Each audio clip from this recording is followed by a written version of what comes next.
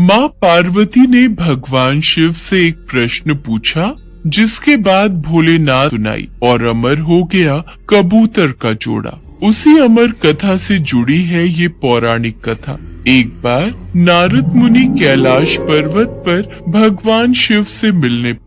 नारायण नारायण, प्रणाम माते। आइए देवर्षि नारद, कैसे आना हुआ? माते, मैं तो भगवान और आपके दर्शन करने आया हूँ, पर महादेव कहीं दिखाई नहीं दे रहे। वे तो भ्रमण के लिए गए हैं, कुछ देर में लौटेंगे। देव माँ पार्वती से वार्तालाप करने लगे। तभी उन्होंने माँ पार्वती से पूछा, माते, क्या आप अमर कथा के बारे में जानती हैं? अमर वो कौन सी कथा है? उसके बारे में तो मैं नहीं जानती। नारायण नारायण, माते, जब भगवान भोलेनाथ आएंगे तब आप उनसे इस बारे में। अच्छा माते, मैं चलता हूँ। नारायण नारायण।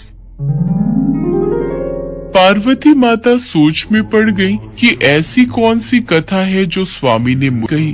तभी भोलेनाथ कैलाश पर लौट आते हैं। माता पार्वती उनसे इस बारे में चर्चा करती हैं। प्रभु, आपने मुझे कभी अमर बारे में क्यों नहीं बताया? मुझे आज और अभी अमर कथा सुननी है। ठीक है देवी, मैं आपको आज अमर कथा सुनाऊंगा, परंतु उसके कुछ आपको करना पड़ेगा। अमर कथा के दौरान आपको एक क्षण के लिए भी सोना नहीं है। आप बीच बीच में हुंकार भरती रहना, ताकि मुझे आभास रहे कि आप कथा सुन रही, क्योंकि मेरे नेत्र भी उस क्षण बंद रहेंगे। ठीक है स्वामी, मैं ऐसा ही करूंगी। भगवान शंकर ने माता पार्वती से एक गुप्त स्थान पर अमर कथा सुनने को कहा, जिससे कि अमर कथा कोई अन्य जीव न सुन पाए, क्योंकि जो कोई भी इस अमर कथा को सुन लेता है वो। इसके पश्चात शिवजी देवी पार्वती को अमर कथा कहने एक गुफा में ले गए। पुराणों में कहा जाता है शिव जी ने देवी पार्वती को अमरनाथ की गुफा में साधना की अमर कथा सुनाई थी, जिसे हम अमृतत्व कहते हैं। प्रचलित कथा के अनुसार भगवान भोलेनाथ ने अपनी सवारी नंदी को हम पर छोड़ दिया, जटाओं से चंद्रमा को चंदनवाड़ी में अलग कर दिया और गंगा जी को पंचतरणी में तथा कंठाभूषण सर्पों को जड़ छोड़ दिया। इस प्रकार इस पड़ाव का नाम शेषनाग पड़ा। अगला पड़ाव गणेश पड़ता है। इस स्थान पर भोलेनाथ ने अपने पुत्र गणेश था, जिसको महागुणा का पर्वत भी कहा जाता है। पिस्सू घाटी में पिस्सू नामक कीड़े को भी त्याग दिया। इस प्रकार महादेव ने जीव अपने से अलग कर दिया। इसके बाद माँ पार्वती सहित उन्होंने गुप्त गुफा में प्रवेश किया और अमर कथा माँ पार्वती को सुनाने लगे।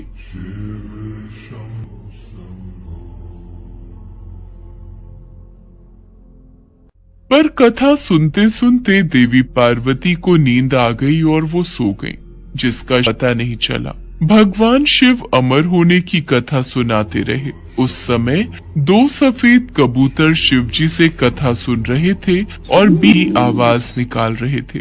शिव जी को लगा कि माता पार्वती कथा सुन रही हैं और बीच बीच में हुंकार भर रही हैं।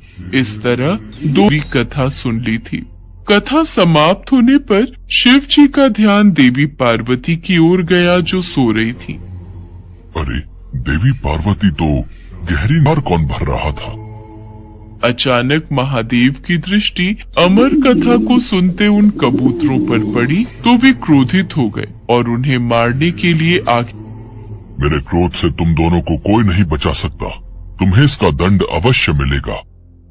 हे प्रभु, हमें क्षमा कीजिए। हमने अनजाने में ही भूल की अमर होने की कथा सुनी है। यदि आप हमें मार देंगे तो अमर होने की ये कथा झूठी हो जाएगी। इस पर भगवान शिव का क्रोध शांत हो गया। इसमें कोई दोष नहीं, मैं गहरी निद्रा में सो गई थी। मैंने आपके आदेश का पालन नहीं किया, इसलिए इन दोनों को क्षमा कर दीजिए। भगवान अनजाने ही सही, पर कबूतरों ने अमर कथा को सुन लिया था, इसलिए वे दोनों अमर हो चुके हैं। इस पर महादेव ने कबूतरों को जीवित छोड़ दिया। भगवान से वो कबूतर का जोड़ा अजर अमर हो गया। कहते हैं आज भी इन दोनों कबूतरों का दर्शन भक्तों को इस गुफा में प्राप्त होता है और तब अमर कथा की साक्षी हो गई व इसका नाम अमरनाथ गुफा के नाम से प्रसिद्ध हो गया।